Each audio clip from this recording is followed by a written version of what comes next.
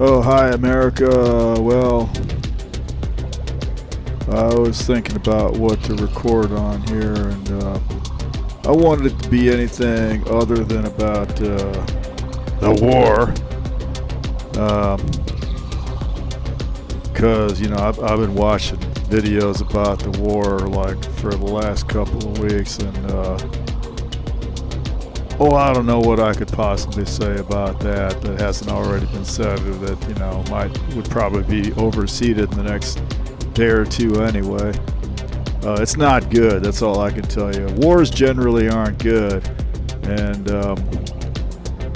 yeah, I ain't got much to say about that. It's looking like it's going to turn out to be a very expensive fiasco at best, and, yeah, it could be worse than that, but we'll see what happens. We'll hope for the best, I think the best we can hope for is that Trump gets carted out of the White House and fucking straitjacket. Or feet first, as the case may be. We can hope for that if we want. Might as well. Yeah, we'll see how that goes. I'm not looking forward to any of it.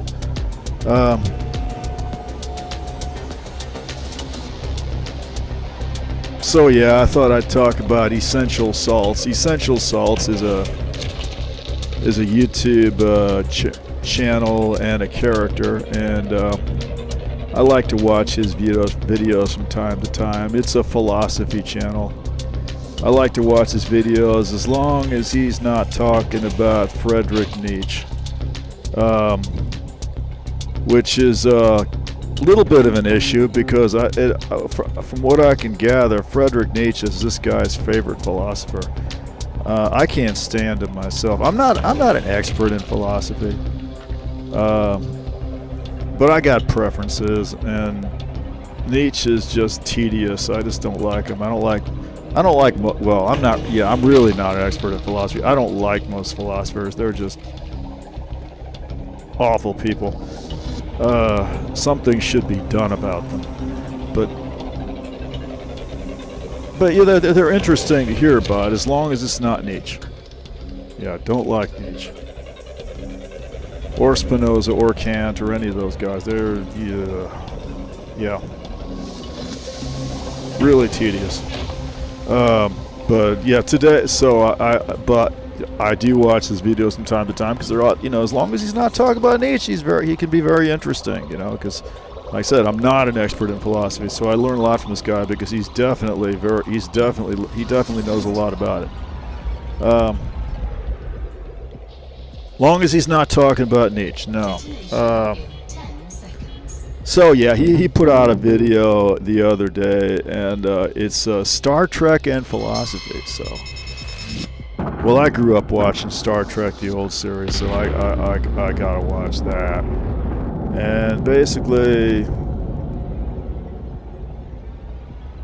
he's talking about what you'd expect, the philosophy that keeps coming up in Star Trek, which is things like, what's the good life, and there's a repeating theme in a lot of episodes that the human beings shouldn't be bottled up in perfect little societies where they're all taken care of. They need to be out in the world, being challenged and so on. There are. He's right. There's a lot of Star Trek episodes that get into that, but. I gotta tell you, I gotta tell you, I really don't take the philosophy in Star Trek all that seriously. I did post on his video. I said, look, Star Trek was sold as Wagon Train to the Stars. It was a Horatio Hornblower in space. That's what it was, Or in other words, it's intended to romanticize the age of exploration. That is the age of exploration that Western Europe went through centuries ago. When Western Europe explored the world and conquered a lot of it. That was the age of exploration.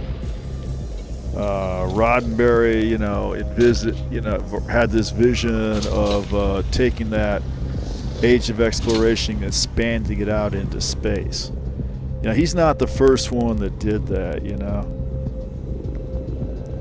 I mean, John F. Kennedy had the New Frontier. That's what he was talking about. It was very popular. A lot of early science fiction is basically about that. It was very popular.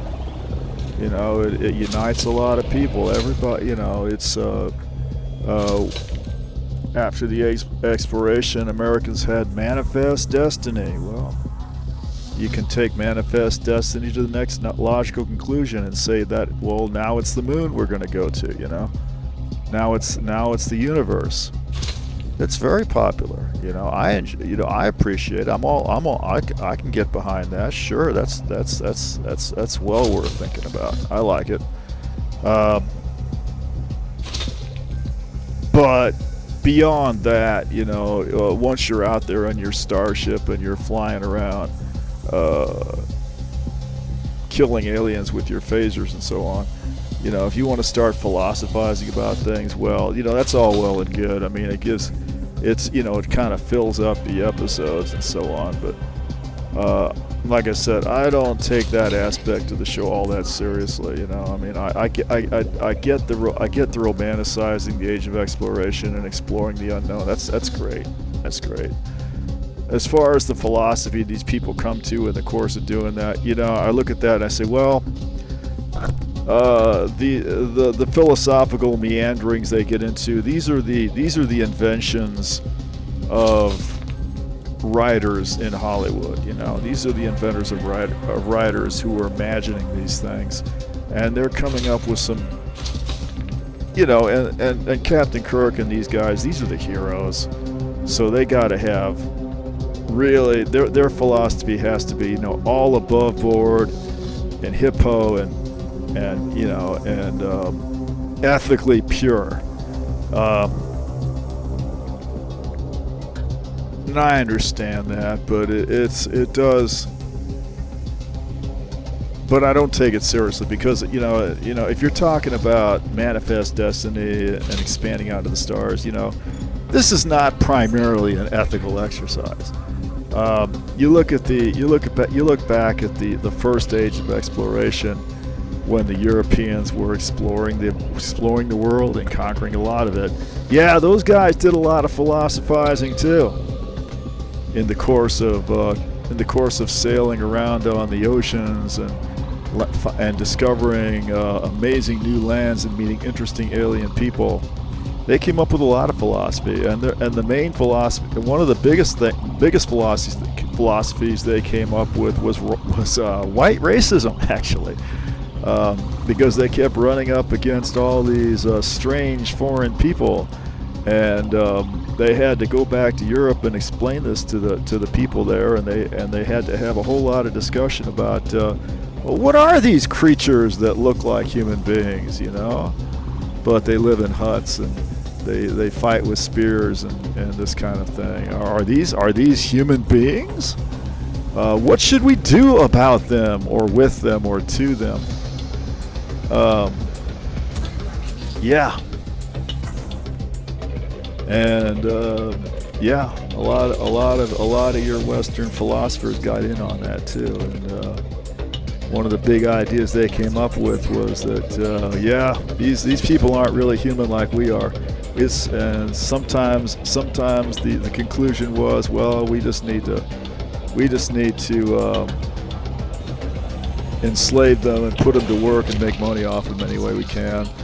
Other times the conclusion was, well, we gotta put Jesus into these people and civilize them as best they can, and maybe someday they can be almost as good as us. That's and I imagine, I speculate that if there ever was a new age of exploration, which I'm all in favor of. I will get out there in the spaceship and go out into the universe as fast as anybody. I would.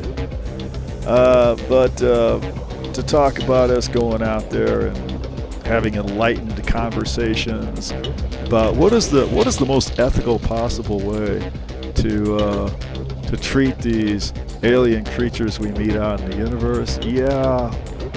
Yeah, you'd like to think that it would all be ethical and above board and everything like that, but I ask you to be realistic for a moment.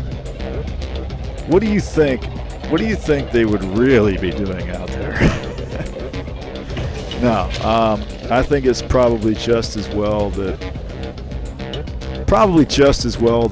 even if we do go out into space, I don't see it being extremely likely that we will run into any aliens. Not intelligent ones anyway.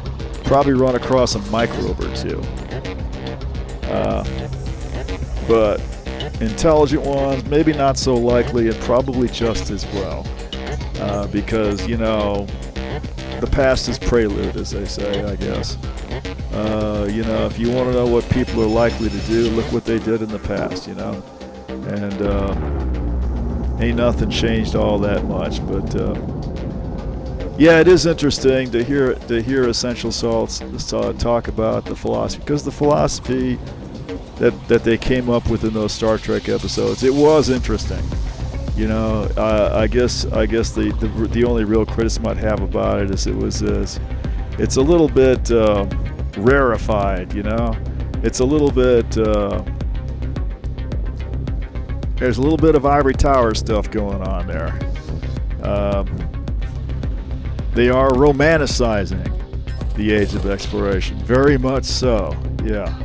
So I'm all in favor of a new age exploration, everything like that. But let's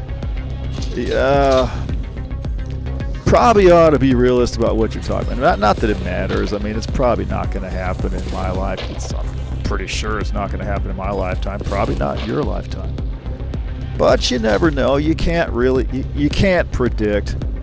Nobody can predict really how technological progress is going to shake out. You never know. It could happen.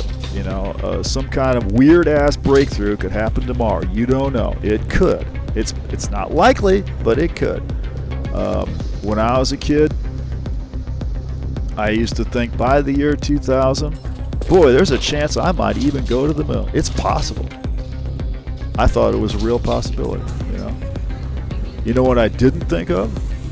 You know what never occurred to me? The fucking internet. Computers, cell phones, all that shit, flat screen TV. I